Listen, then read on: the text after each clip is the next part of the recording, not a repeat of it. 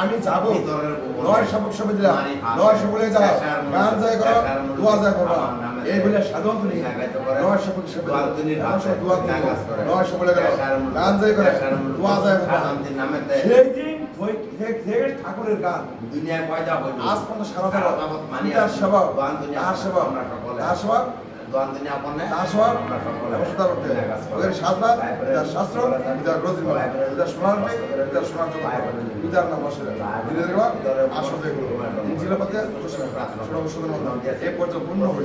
এই পর্যন্ত মুদ্রার পালা মা ছেলে বিবাদের পালা হতো হারা অনেক সারা আগে গরম কইতে লাগে সরম সেই পালাটা বলবে এখন বলতেছি এটা আপনি এই যে সাধু অন্তনী আমরা এতক্ষণ যে গানগুলো দিয়েছি এগুলো হলো গাইবি গান আর বর্তমানে এখন যে গানটা গাবো এটাই সত্যিকারের সাধু অন্তনী এর নাচ যারা থাকে তাদের জিজ্ঞেস করবেন দক্ষিণ উত্তর প্রদেশ আছে এই সাধু পর্তুগালে তার জন্ম হয়েছিল 1195 খ্রিস্টাব্দের 15 আগস্টে সাধু ধরা জগতে জন্মগ্রহণ করে 1231 খ্রিস্টাব্দের 13 জুন তার মৃত্যুবরণ করে।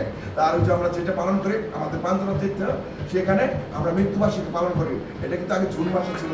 বৃষ্টি বাদলের চিন্তা করে এই বড় উপর থেকে বা পোপ বা বিশপরা চিন্তা করে যে উনা মাসে মানে ফেব্রুয়ারি মাসে আছে কিন্তু তার আমরা মৃত্যুবার্ষিকী পালন করি। এই সাধারণত 800 বছর আগে এই পর্তুগালে জন্মগ্রহণ করেছিলেন। তার পিতা ছিলেন মার্টিন দে বুয়ো, রাজার কোষাধ্যক্ষ মা মেরি তাবারা অভিজাত বংশ ছিলেন, ধার্মিক মহিলা ছিলেন। তাদের ঘরে পুত্র ছিল আন্তনি আপনের সাধু আন্তনি। যখন তার জন্ম হয় পৃথিবীতে তখন জন্মের পরে তখনকার আমলে বাথরুম সাকামেন্টের করে নেই গির্জা করে তখন তার নাম দেওয়া হয় বাথরুম সাকামেন্টের নাম আনন্দ বা ভাদিনা।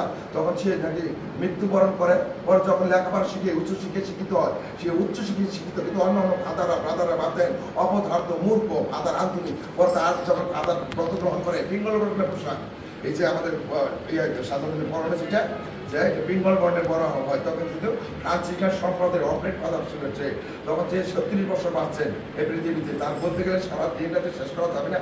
তবে সে অল্প দিনে বাঁচছে 36 বছর বাঁচছেন। আমাদের ত্রাণ প্রদান শ্রেষ্ঠ 33 বছর সে কারণ অল্প সময় কেন বাঁচছে সে 7টা উপবাস কত বেশি অনাহারি থাকতেন অনিদ্রা থাকতেন হেঁটে হেঁটে শহরে বন্দরে নগরে ঘরে ঘরে প্রচার করতেন।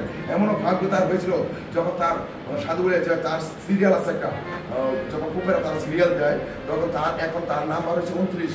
যখন সাধু বলে যখন পরে মারা যায় মারা যাওয়ার আগে কিন্তু জানতেন এ কখন মারা যাবে। তার মা একটা গান গেয়ে শিখেছিলেন মরার আগে সেই গান গেয়ে মৃত্যুবরণ করছে। তখন তার মারা যাওয়ার পরে আমাদের কুপেরা কারিগররা বিশ্বকরা পরীক্ষা নিরীক্ষা করছে কেমন সাধু ছিল। তখন সেই সত্যিকারের মহান জ্ঞানীগুলি সাধু তার মতন আশ্চর্য কাছে পৃথিবীতে কোনো সাধু করে না এখন আসবেন না সেটাও বিষয় অন্যরকম। তখন তাকে যদি সাধু বলে ঘোষণা করা বৃদ্ধ পিতা মাতা সেই অনুষ্ঠানে বসে আছিলেন তখন সাধু বলে ঘোষণা করা হওয়ার পরে তাকে আমরা জানি কি সাধু আন্তনি কিন্তু তাকে তিনটা নাম দেওয়া। তখন তার যদি আমাদের সন্তান বা ভাই যাই হোক ভালো চাকরি পায় ভালো রেজাল্ট করে একটা অশ্রুজল আসে আনন্দ আর একটা দুঃখের এটা কেউ ধরে রাখতে পারবে না। এই বৃদ্ধ পিতা মাতা তাদের ভোগ করে গেছিলেন তখন তারা এই শত হাজার হাজার লক্ষ লক্ষ খ্রিস্ট ভক্তদের মধ্যে তারা কেঁদে ফেলেছিলেন। তার ছেলেকে ঘোষণা করা হয়েছে সাধু বলে ঘোষণা করা হয়েছে সেখানে অনেক বিষয়। তখন একটা মা ছিলেন আমরা খ্রিস্ট ধর্মের একটা ইতিহাস বলি ইটালির মধ্যে ঘটনা ঘটে এসেছিলেন। তখনকার 800 বছর আগের কথা এক বৃদ্ধ মা তার স্বামী তার ছোট্ট ছেলে খ্রিস্টান লিওনার্ডকে রেখে পৃথিবীতে মৃত্যুবরণ করেছে। তখন অভাব অনাটন শুধু বাংলাদেশ নয় বিদেশে অভাব অনাটন। তখন মা ছেলে সন্তান যখন আছে মা বা মায়ের আমার 10 জন বাবা না 1 জন মা চিন্তা করে আমার ছেলেকে কিভাবে ভরণ পোষণ করবো ছেলেকে বাঁচিয়ে রাখতে হবে সেই চিন্তা করে মা যায় অন্যের ঘরে কাজের করে ছোট্ট একটা কাজ পেলেন। তখন তো অভাব কাজ করার বিনিময়ে সারাদিন তার মাকে অল্প কিছু চাউল দেয়।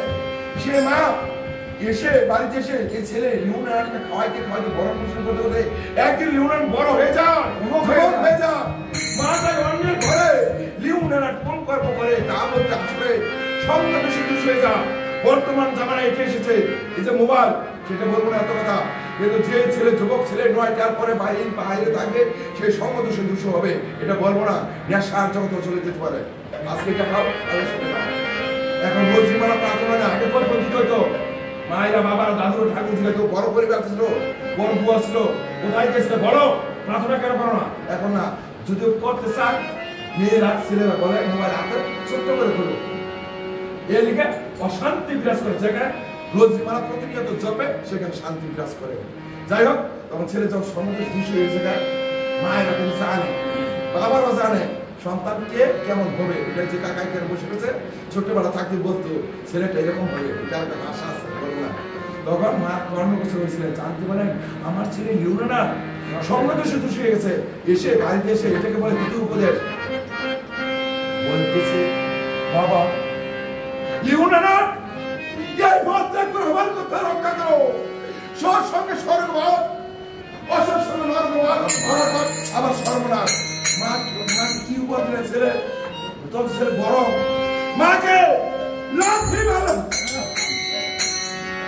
লাথির ছুটে মা ভূমিতে পড়ে গেলেন।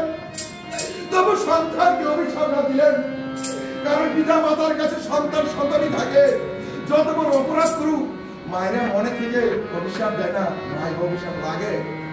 দেখেন আগে তিনি বলতো মায়ের কাল সত্যি লাগে, তো মাথায় রাখেন উপরে খাবে, মাটিতে রাখেন পিঠে খাবে, 10 মাস 10 দিন যে সন্তানকে উদরে রেখে রাত্রি গুতা খেয়ে এই জগতের আলো বাতাস দেখেছে, সে মা কি করে পারে সন্তানকে অভিশাপ দিতে?